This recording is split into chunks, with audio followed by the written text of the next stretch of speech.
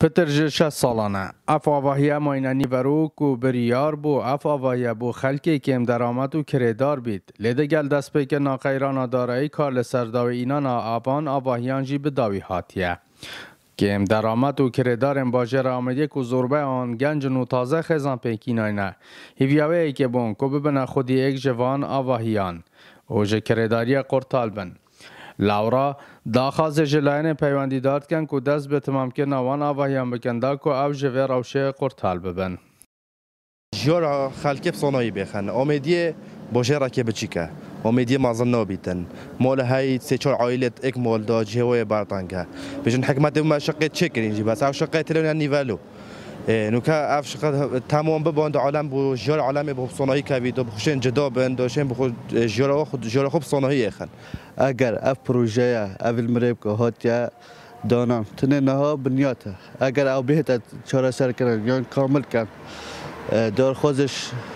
حکومت رو حرمت کرد بیت درست کردن دا افغانجا بخوش وی بالای درک کردن پیچه که پردستی تو جفره ببینم که هر پاره هی همی بو ایجاره همی بو مصرف ها روزانه کس نزا این کدچا پاره خوزه دکت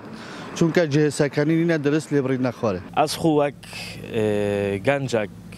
امیدیه دا از خو محتاج تشتکی هو سماچم که ازت بن کلیاوه و نسبا ایجارات ناف آمیدیه داشتن بیش متر سر 50 ساله کو نکو گنج بیتن یه هیدان عمرش بس تا حیات خو خراب بری سری حتی نو کنش بیت خودان خانیه که محتاج پروژه که حسایه بچتر نو خانیه کی و کو مستقبلا به بیتیوی و بدون قسطا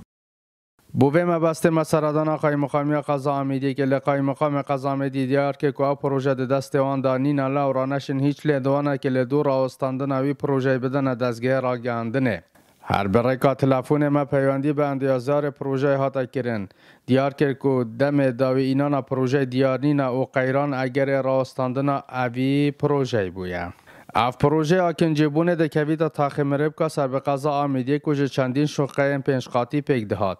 که اول بو پالدار صداهان سر و خزان جه کرداری قرطال بن لبو ماه پتر 6 سالانه اف پروژه ماه نیورو خلک کردار جه بشه و روشکار دکن